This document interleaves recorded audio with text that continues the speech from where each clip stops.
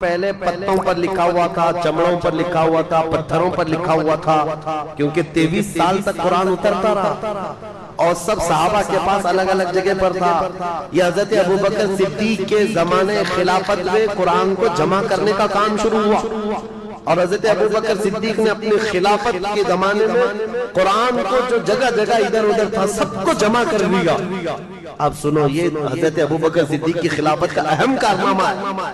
اب یہ بات میں کیوں کہہ رہا ہوں؟ اس لیے کہ حضرت علی نے فرمایا، سنو، حضرت ابوبکر صدیق نے جب یہ کہا تو آپ نے فرمایا، میں نے یہ قسم لے لی تھی، میں نے یہ عہد کر لیا تھا کہ جب تک اللہ کا کلام ایک جگہ جمع نہ ہو جائے میں کسی کے ہاتھ پر بیعت نہیں کروں۔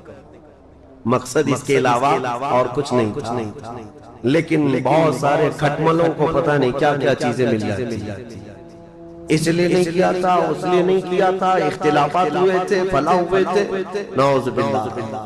اصل وجہ یہ حضرت علی کرم اللہ وجہہ الکریم، امام جلال الدین سیوطی نے بھی اس روایت کو بیان کیا، اور تاریخ الخلفاء میں آپ نے اس چیز کو صاف بیان فرمایا کہ حضرت علی رضی اللہ تعالیٰ عنہ جب آپ کی وفات ہوئی تھی، شہادت ہوئی ہے کوفہ میں، اس وقت بھی آپ سے کہا گیا تھا کہ آپ اپنا جانشین کسی کو مقرر کریں گے، کسی کو خلیفہ بنائیں، تب بھی مولا کائنات علی مرتضیٰ رضی اللہ تعالیٰ عنہ نے یہ فرمایا تھا کہ جب رسول اللہ نے اپنے بعد کسی کو جانشین مقرر نہیں کیا تو میں کسی کو کیسے کروں؟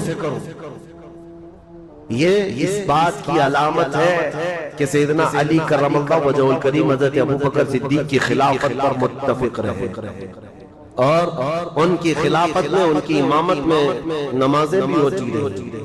دیکھیں، میں سب سے پہلے کہہ رہا ہوں کہ سنیوں کا مجمع ہے، اختلافات صحابہ کو ذکر کرنا بھی نہیں چاہیے، اس سے تمہارا لینا دینا کیا ہے؟ تم میاں یہ پوچھو نماز میں فرض کتنے، واجبات کتنے، نماز کی مکروہات یا فاسد ہونے کے طریقے کیا کیا ہیں، روزہ، زکوٰۃ، یہ تم اپنی ضروریات دین کو پوچھو۔ تم یہاں بہت بڑے تاریخ دان بن کر کے فیصل بھی بن جاتے ہو ساتھ میں کہ نہیں وہ ایسے نہیں تھے، یہ صحیح نہیں تھے، وہ نہیں صحیح تھے۔ اٹکل پچو مارنے 1400 سال کے بعد پیدا ہو گیا۔ سوشل میڈیا کا دور ہے، ہم نے بہت سارے ایسے برساتی محققوں کو دیکھا، ہاں، محقق، تحقیق کرنے والے، ریسرچ اسکالر، تو یہ برساتی مینڈکوں کی طرح یہ نئے نئے آئے، اور انہوں نے ریفرنس اور لوگوں کے سامنے نمبرنگ کے ساتھ کچھ باتیں رکھ کر کے لوگوں کو یوں ورغلایا ہے کہ اصل یہ بات ہے، تم کو لوگ یہ پٹی پڑھا۔ میرے عزیزو، یہ دین اسلام میں پٹی پڑھانے سے چلنے والا ہے۔ دین اسلام اپنی حقانیت کی بنیاد پر صبح قیامت تک چلے گا، صبح قیامت تک چلے گا۔ بعض تو ایسے جاہل آئے ہوئے ہیں محققین کے نام پر جو علماء سے تمہیں برگشتہ کر رہے ہیں، دور کر رہے ہیں۔ سارے علماء سے دور ہو جاؤ۔ علماء منبروں پر بیٹھ کر کے جھوٹی باتیں کہتے ہیں، تو نوجوان طبقہ آج کا، کالجز کا، یونیورسٹیز کا، وہ اکثر علماء کے بارے میں بدگمانی کرتے چلے گئے۔ امام غزالی رحمۃ اللہ تعالیٰ علیہ کی بات میں تمہیں یاد دلا دوں، اللہ تبارک و تعالیٰ جب کسی کو گمراہ کر کے ذلیل موت دینا چاہے تو سب سے پہلے اس کو علماء کی گستاخی میں لگاتا ہے۔ وہ بندہ وہاں سے شروعات کرتا ہے، اور اس کے بعد وہ بدگمانی اس کی بڑھتی چلی جاتی ہے، علماء کے بارے میں، مدارس اسلامیہ کے بارے میں، کہ مولوی لوگ ایسی ہوتے ہیں۔ تمہیں پتہ ہے کہ دین کہاں سے کہاں تک آیا؟ تم کو الف با جو پڑھنا آتا ہے آج، یا اگر علماء نہ ہوتے ان کے وسیلے کے بغیر تم کہاں سے دین سیکھتے؟ میرے عزیزو، انٹرنیٹ پر سارا قرآن ہے، پڑھنے کے طریقے سب کچھ موجود ہے، لیکن کوئی تو پڑھا رہا ہوگا نا انٹرنیٹ پر بھی۔ بے واسطے خدا کچھ عطا کرے، ایسا نہیں۔ اس لیے یہ تمام چینی گوئیوں سے اپنے آپ کو باز رکھو، اور دین جو ہے ڈاکٹروں سے، انجینئروں سے، وکیلوں سے اب سیکھنے لگے، علماء کو چھوڑ۔ اسی وجہ سے گمراہی کے دروازے کھلتے چلے گئے. اور عام نوجوان کو دیکھو تو یہ فرق کرنے بیٹھا ہے، فرق کرنے بیٹھا ہے.